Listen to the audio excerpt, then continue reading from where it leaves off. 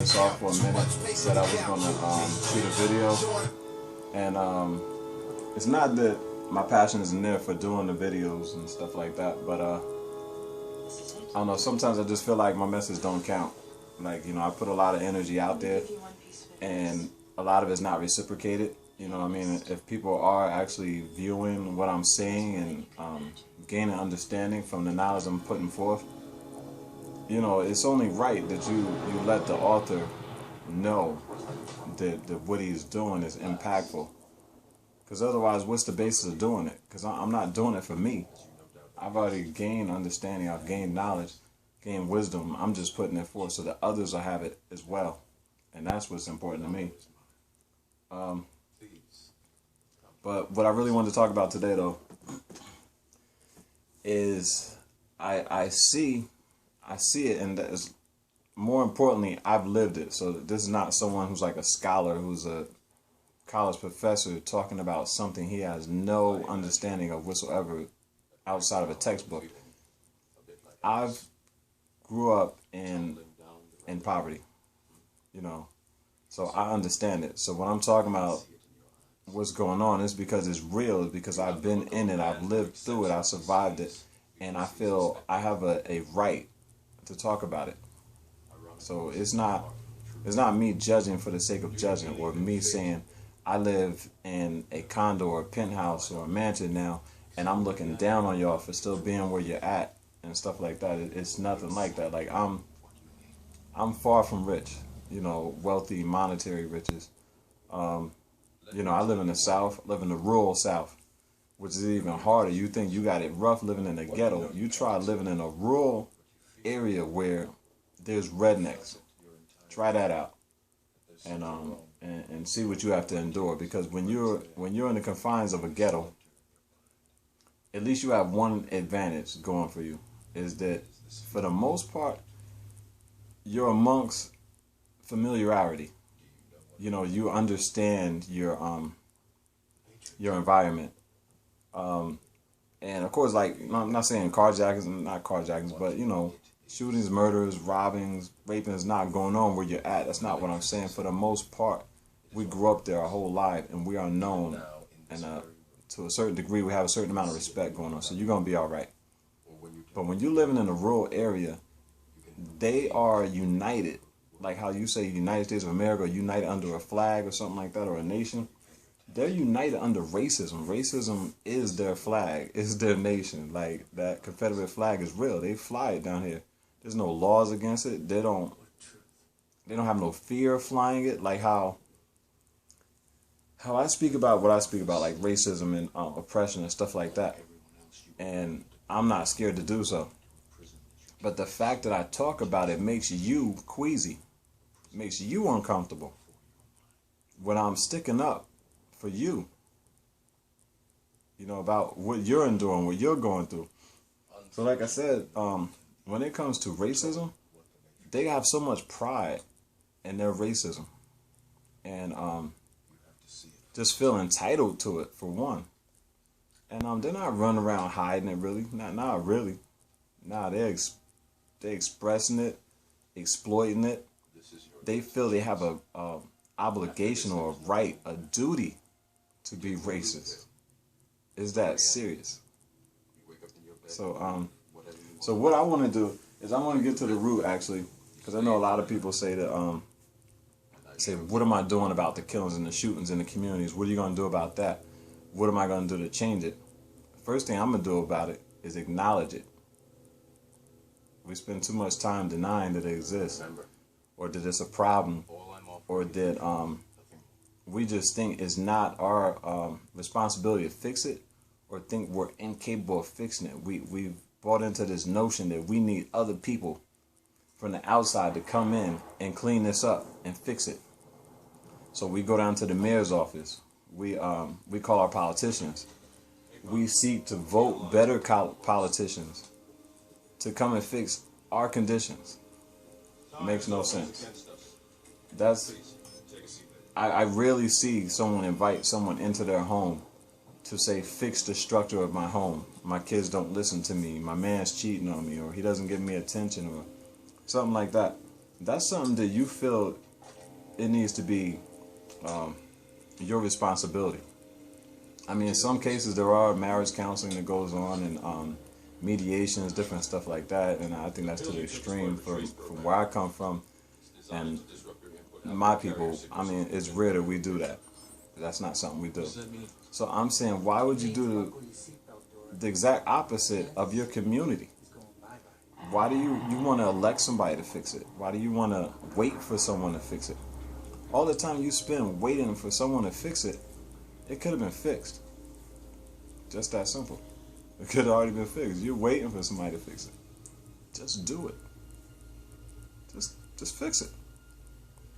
Just like anything else now. If the heel on your shoe is broke, you're going to fix it.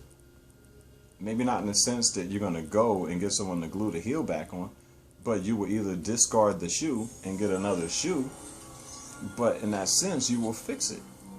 You won't leave a problem unsolved. If you do, it won't be for long. So it's the same thing with our communities, man. I know, like, a lot of people giving me flack for saying that I'm not in these communities doing anything to fix it besides sitting here on Facebook all day talking. Now, I disagree with that, because the very fact that I'm on Facebook every day trying to reach you is impactful. It's powerful because, for one, I'm getting into the minds of the people who inhabit these communities.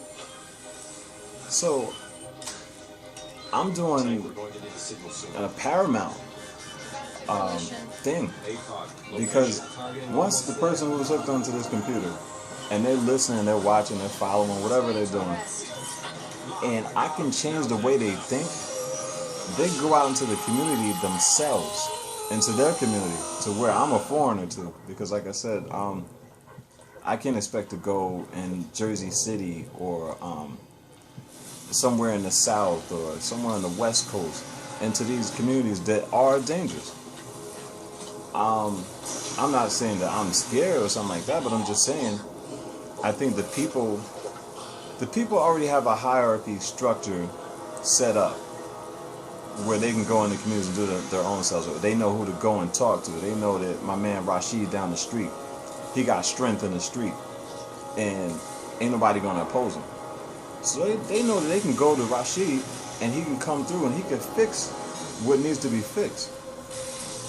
Just by me planting the seed in someone's head that may want to go and sit down and talk to him and make this happen. And I can cover more ground that way. Because, like I said, I'm not here to really be a leader. I'm here to create leaders who can think and do for themselves and not have to wait on someone, wait on a savior. Like, it's getting old, the fact that we're still saying, I wish they wouldn't have took Martin Luther King or Malcolm X, or when are we going to get another? Like I said in the beginning, while you're waiting for another, you could be another. I mean, it's not nothing that's bigger than you or something outside of you. It's you. You could be that person who says enough, or I want to change things. Just you. I mean, just like I'm doing. This isn't my job. This isn't my 9 to 5. It's not what I do to pay my bills. This is what I do that I enjoy doing, what work takes me away from. So even when I'm at work, I'm doing this because I'm passionate about it. Again, like I said, not getting paid for it. It's not why I do it. But while I'm at work and I'm dealing with my business matters and earning income to pay for my bills, for anything I have to do with in my lifestyle, I'm still probably sneaking in. I mean, as you notice, you look at the updates on my page, and I'm updating all throughout the day. Sometimes even to the point of where late at night I may wake up, just to get some water, just to go to the bathroom, something like that. Something pops in my head, I'll shoot it right there on Facebook. Go back to sleep. Maybe wake up again in the morning. early in the morning sometimes. Sometimes you'll see my post starts at like 5 o'clock, 7 o'clock, 8 o'clock, something like that. So that's how passionate I am about our conditions. I'm not even going to say your conditions. I almost slipped and said that. Our conditions. Because, like I said, I'm still in it in a sense. And if I'm not still in it, I know a lot of people that I'll say I left behind are still in it. I've drove back to my hometown and to sit there and see that not every one of us made it out. It's a great deal that I see. Not so much in person. I didn't see too many people the last few times I went home, but through looking through Facebook, that's my eyes into the world. I see through you. So yeah, I can see that some people are doing well for themselves. Some people have changed. Some people have turned their lives around completely.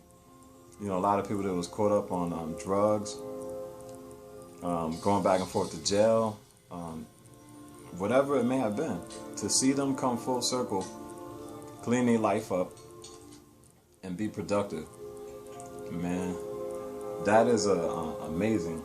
It's amazing to me. It's a great feeling of achievement or accomplishment, and I had nothing to do with it, but I feel accomplished. So what I want to do is I'm going to dig deeper into it, because I was talking earlier and I expressed this to Camilla. I think it's Camilla Franklin. Want to make sure I definitely have your name right. I don't mean any disrespect if it's wrong. But as I was speaking, I said I have something to say, and it's going to cut like a knife. Where I see our problem as far as the black on black violence in our communities, I really need to go there, so I'm about to go there. Man. All right. Basically, there's a hatred for ourselves that stems from, we have hate for our condition. And we know where our condition comes from. We know it. No matter how much you deny it, you know it. And it is where you're looking on the on the surface, and you're saying, well, all I see is black people hurting black people and shooting and killing. I don't see no white people in there doing it. That may be true, but let me tell you what's really going on inside our psyche. I sit here and, and I'm not saying watch them in a sense. I don't go looking for them, or every time they come down the newsfeed, I don't watch them. But this trend in seeing black women fight and beat up black women on video, on social media, one of the first things they do is they attack her hair. Now that right there is some deep psychological issues right there. So I'm about to get into it and break it down. Is we were taught that it was indecent for us to be out publicly with the hair that we grow on our head naturally. What most people like to call either bad hair or nappy, whatever your choice of word for it is. That right there has scarred our women deeply, to the fact that we feel that if our hair isn't covered up, and if it's not straight, if it isn't European looking, that we are not accepted by society. We are not acceptable. So again, like I said, first thing, fight goes down. And this is funny because I remember back in the day what it used to be was the face. Is women would attack the face of another woman, especially if she felt that she was prettier than her. And again, I'm going to go to some deep psychological issues. Is in order for a woman to have been considered prettier than her, she would have had to have been lighter, curlier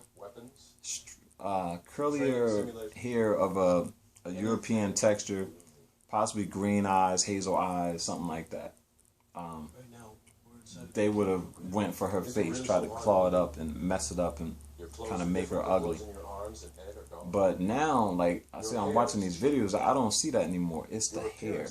They grab hold of the wig, the weave, and they're pulling it out and trying to put that woman back in her natural state, which and for me is nothing wrong with the natural state, but I'm gonna say how we are thinking is to put her in her natural state, which is basically equivalent to a public lynching. It was to humiliate, and the fact that I'm looking at women actually being humiliated because they're out publicly with their own hair. So that is deep. And again, to go deeper, I'm gonna go a couple more layers deeper on that same fact. Is how we identify everything European better. Everything European is greater. That right there is causing us to make some decisions where it expresses so much self-hate. I see people, basically, people who are darker tend to go and be with someone lighter, or even to the point where they go and be with someone white, so they can say that they don't want their child to go through what they went through. So they figure they will give their child the gift of being more accepted by society, by having a hair that is not as coarse as ours, by having lighter features, possibly hazel eyes, green eyes, something like that, blue eyes. And we look at that as being exotic. So that's a deep problem in itself. And again, I usually don't apologize much, but I want people to understand, because I do know a lot of multiracial people that I've grown up with, or that just may be on the page, or who may view this video. This is not any disrespect towards you. I'm just identifying a issue that has to do with race and the mixing of races, the biracial interactions and biracial offsprings and children, stuff like that. Just expressing where this is coming from and what's going on. And like I said, a lot of it is just that living vicariously through that child, they'd rather have a lighter, prettier child. It's very rare that you will see two dark-skinned people together and will reproduce, and hopefully, in my eyes, reproduce another dark-skinned child. And before I shot this video, I was just thinking, and I ran it through my head of people that I know personally, and when I came up with it, it doesn't apply in every situation. So I know there probably gonna be people who may comment and say that's not everybody, it's not true. It's not, and I identify with that immediately just through my own sibling. She's a very dark-skinned woman, and I know she grew up in a time where we were really cruel. If you were dark, you got called the craziest names. You were picked on, you were outcast, you were ostracized, and most won't admit it, but I mean, she grew up and she actually has married a darker-skinned male. I mean, they're both pretty dark-skinned, and have dark children. I commend her, because there's too many of us taking the easy route and either getting a white spouse so they feel that they will be entitled to privilege just as well, or that their children will be privileged, or it's so much, and it's psychological. You gotta understand this. I know you're saying you see us in the street killing each other. Yes. But it's psychological, it's programming. It's not of our own doing. Not of our own doing. It's psychologically. There's things going on behind the scenes. Not even behind the scenes too much, but just TV programming, all the stuff y'all watching out there. And as the generations go on, I just see so much morals and ethics and everything just diminishing. I remember growing up to the point where if you were gay, you hid it. And that's why there was such a thing as coming out. If you had a gay relative, you probably almost deny them. If someone accused you of being gay, you'd probably fight. So, because this is what guys did to each other. They would call you gay. And that would make you feel some kind of way to the point where you would want to fight. And I'm looking at it today with the same, through the same eyes of the people who we grew up together with this same type of understanding, and seeing how all of this is widely accepted. You're more accepted now if you're gay than if you're straight. And I'm looking out at y'all because y'all don't see a problem with this. You don't see nothing wrong. You just kind of went right ahead with the transition, made the transition smoothly. And it's crazy to me because, like I said, it's opening up Pandora's box, because you're showing children this and condoning and showing them that it's acceptable. Because no matter what you think a child watches on TV and this is their hero and that is their hero, you are their hero. You are their idol. They look up to you, even if they don't tell you. So if you accept it, then it's got to be good for them. And they will accept it as well. And before you know it, and I believe we're already there, but you will have a society where it is majority, over 50% of the world will be gay or homosexual or transgender. I mean, even that's getting accepted. And as a guy, that's a scary thing for me, because it's not like how most people say, I ain't gay, if you gay, that's your thing, dude over there, we cool. But that's not what's happening. You got some sick people just changing their body, taking hormone pills, cutting stuff off, nipping it, tucking it, and then presenting themselves to you as either a woman or a man, whatever has happened, whatever occurred, and manipulating and deceiving you. That's scary, because I should have a choice. If I'm a man and I'm a heterosexual man, and I would never want to sleep with a man, whose right is it to come and deceive me to do something I had no intention to do? That's crazy. And that's how I look back at y'all for accepting this like it's normal.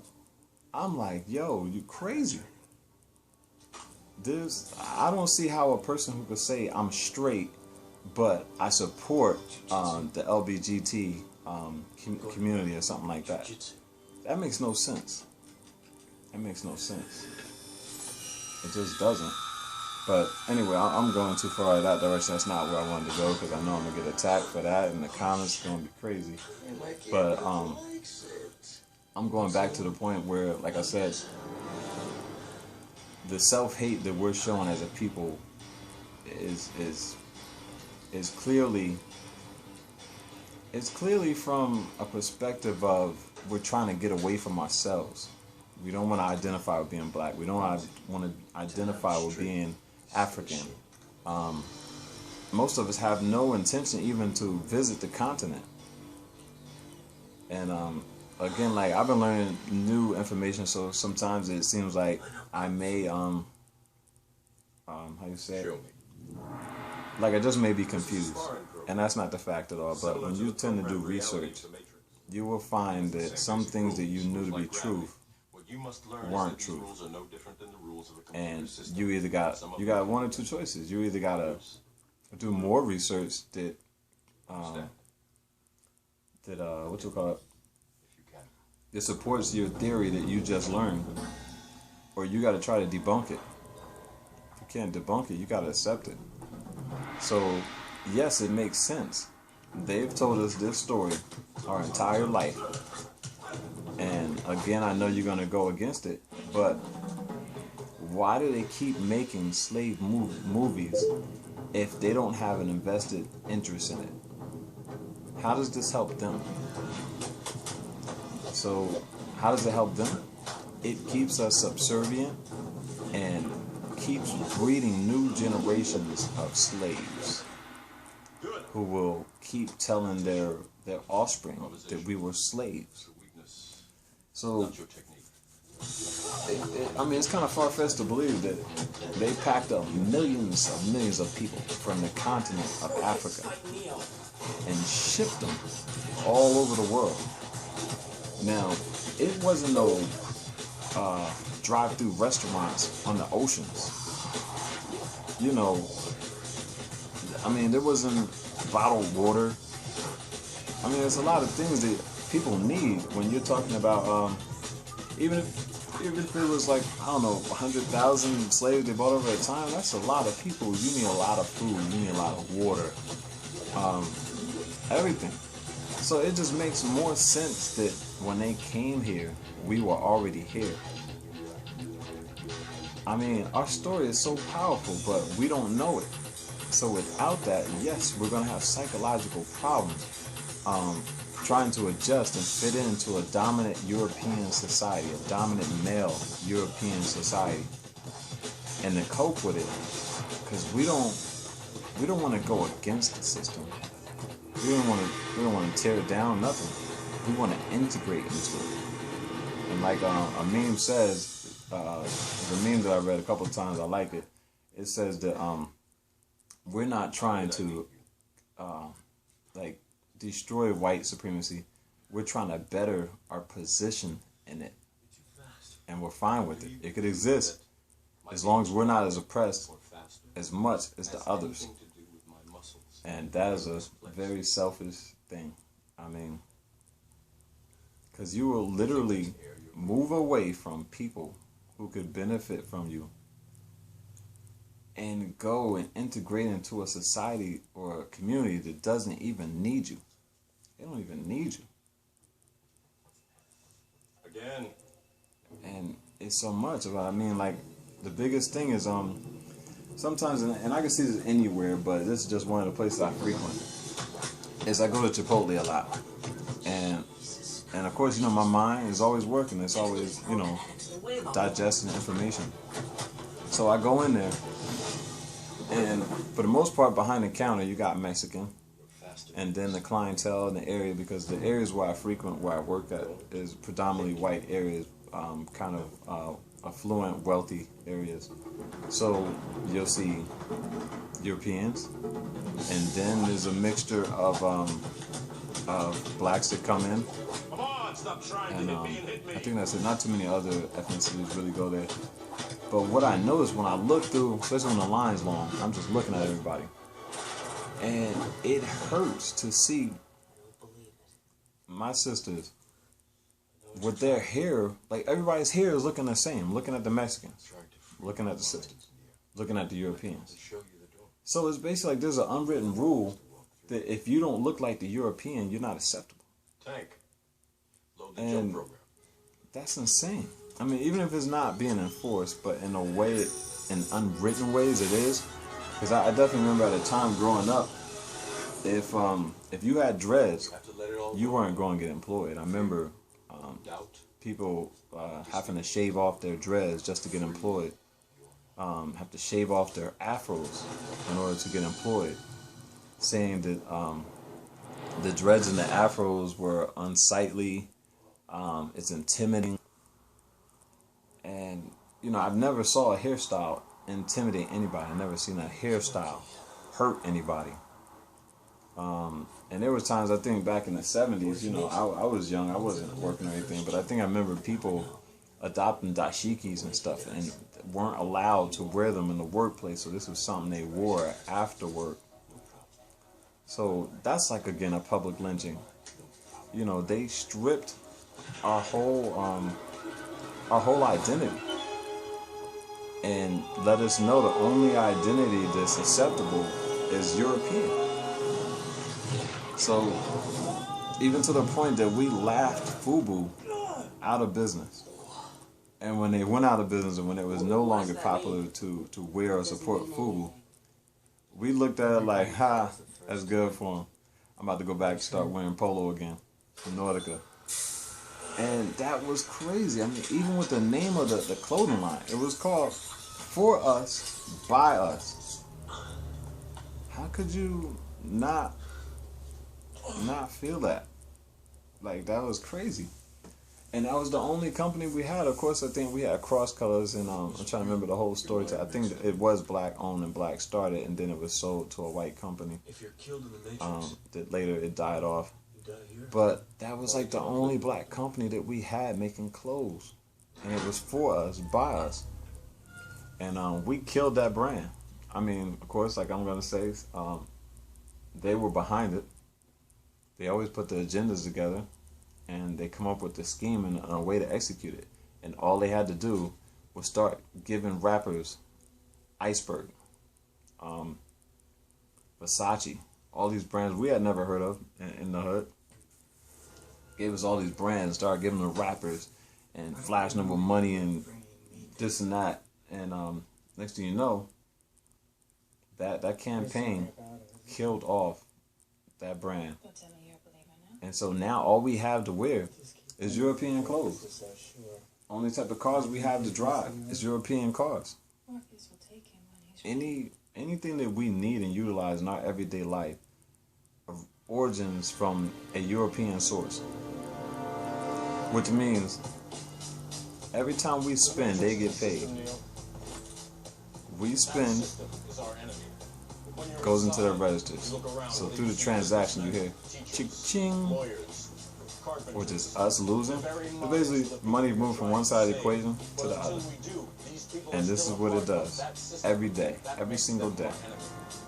It's just, we have over $1 trillion in spending power annually, but we're relying on Section 8, EBT, payday loans, what's the other one? Check cashing places, cabs, buses, trains. Everything we do, we make others rich.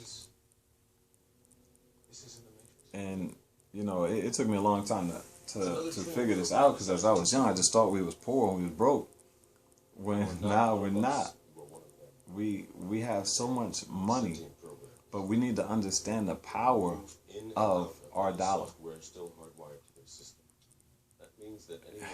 Because it's like money is generated from our labor. It still is, just like in slavery. Only thing, we're not working for free. But still, everything comes from black labor. All wealth creation, black labor. And once we realize that we have that kind of power, we're going to affect change. I've seen an agent punch through a concrete wall. What was the other thing? I wrote something down earlier that I want to talk about. And I'm trying to remember where I wrote it, but I think I remember what it was. Is that the black woman, and it doesn't have to be black, I'll just say woman, has more power than the powers that be let on. And that's why she was stripped of her powers, using like religious books like the Bible. The Trinity happened to be the Father, the Son, and the Holy Spirit. I mean, it's crazy. That was supposed to be the mother. And they said that women were dirty, and women should have no voice and be submissive to their man. That is totally wrong. For one, a woman births a man or a child, period. If that's not power, I don't know what is. There's no other power on earth like that. You birth a child. So when I say the key to all of this, of getting us back on our righteous path, is the woman. Because if a woman has a man, she can get that man to do whatever she wants to do. If that man has a mother, that mother can get that man to do whatever she needs to do. So for the most part, the women are the planners to deal with strategy. And it's just the man. He's more, he's more brute force and power. And it's very rare. I'm not saying all men, because there are some that are great thinkers and they could strategize and different stuff like that.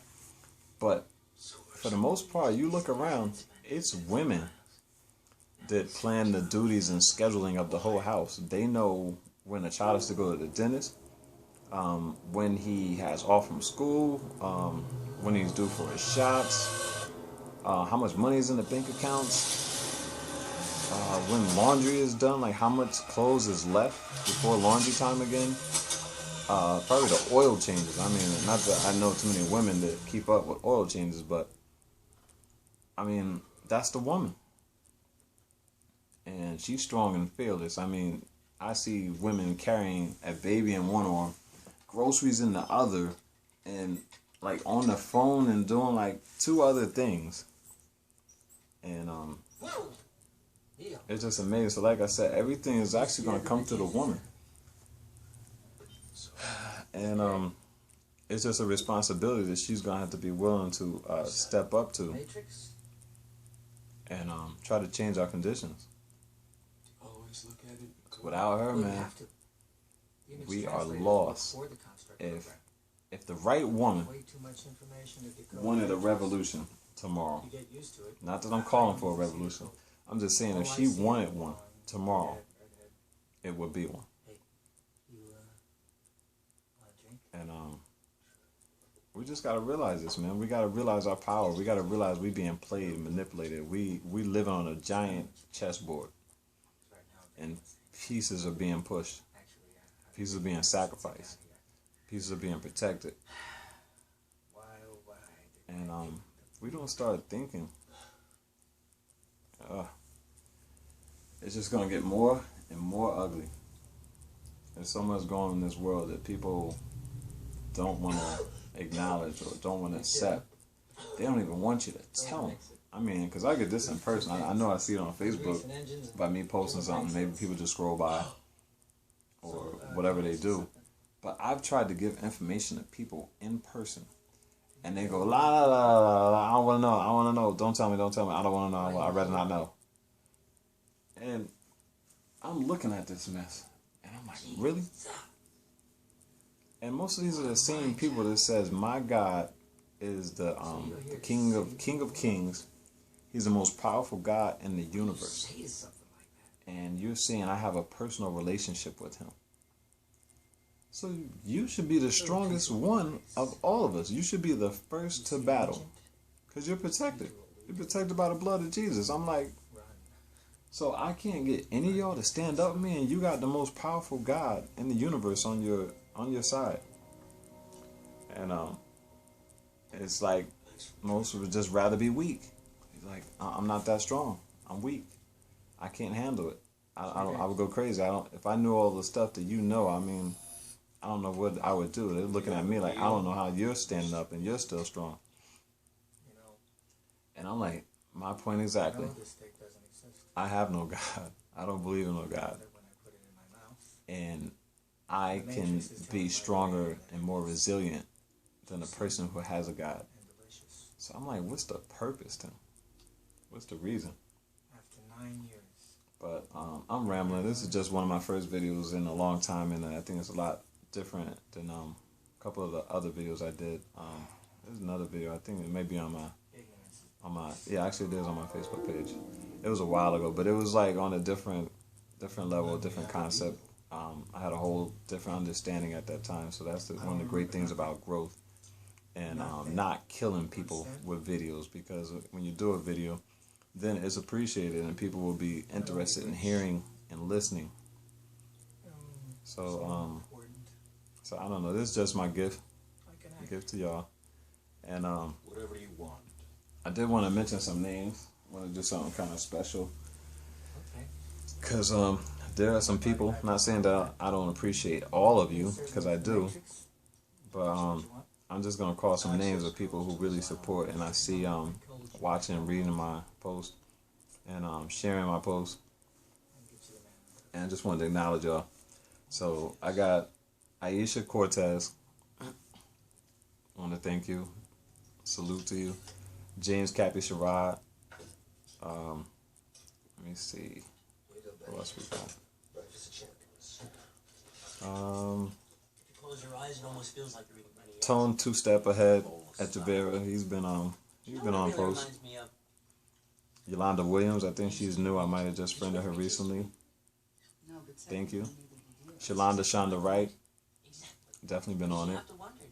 Tanine Ricketts, she doesn't show up often, and sometimes I think she deactivates her page or something and comes back up. But yeah, she supports. My dude, he be on like every post, and I just be wondering, did he even read the post or did he just share it because it was me? But my man King Raharu, my man Jabari, another a new added friend is Joshua Lang, Dominguez Barnes, he be on it, and of course Camellia Franklin. Definitely, she was like the first on the post. It was like, yo, go ahead and shoot that. I'm ready for that video.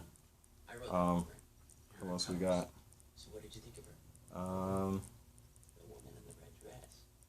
Oh, Nakia Ito. She's doing her thing out there. Definitely, I try to show her as much love as I can. I know how it is. Trying to obtain something that seems to elude you. Of course, my brother, Eric Myrick. He's definitely on it. I'm trying to get him to where he needs to be, man. It's a work in progress. Asia Turner. Who else we got? Oh, my man Jeremiah Kool-Aid Sykes. Ashley Brooke. Definitely be doing your thing. Who else we got? Carla Higgins. I mean, she's not there all the time, but she gave me a couple of likes recently, so it lets me know that she follows my post too as well. What else we got? Tammy Sadiq, Leticia Credo.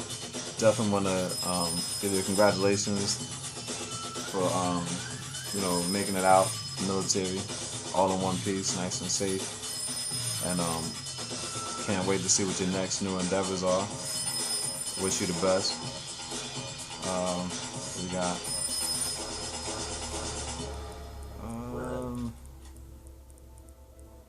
my man Hector Ruiz Colon. I think I just recently added him as well. Maya Williams, how you doing? Rashida Butterfly, she's been on it recently. My man Alvin Knighton over there, nice and retired, doing it big. My man Michael Clark out of Eastwick, what it do? What else we got? Go over here. Let's see. Oh, my man Brandon Thurston, we be chopping it up, man. Definitely. Oh, Rashawn, almost forgot you, bro. What it is, Fresco? Joanne Exquisite. What's up? What else we got? The sister Serene Needham. She definitely out there doing it. And sometimes, I assume she reads. Every now and then she'll like something. Corinne B. What's going on with you? Sister Ciasia, man. She be on it. She be doing some big things, some things I wish I could be a part of, man. But situation and circumstances doesn't afford it at the moment, My man Kareem Rizel out there doing it big. Keep doing it, man. We're here. Carla, Crazy K, from back in elementary school. What's good with you, Carla? Michael L, what it do? Cora L. What else we got? I think that's it right now. I'm just trying to shout out the people who really support me that I know that read. Oh, actually, I almost forgot one. Lorraine Ramsey. Yes. What's up with you? And I guess that's it for now. Basically, what I want to do is just see where this goes, see if what type of feedback I get, and if it all goes well, what I want to do is get me a more professional camera and some a couple other props and different stuff like that, equipment, She is a guy. and do this on a full-time basis. I mean, even to the point where I might want to get like a blog talk radio, What did she tell you? I guess site up, and where I can interact, where you can call in and we can speak right there in real time. You don't have to wait till I post a video and then post a comment.